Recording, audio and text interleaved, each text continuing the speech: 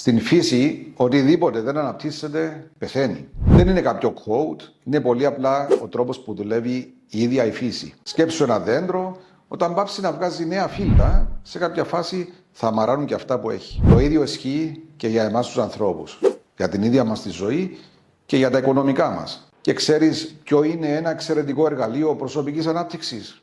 Η ασφάλιση.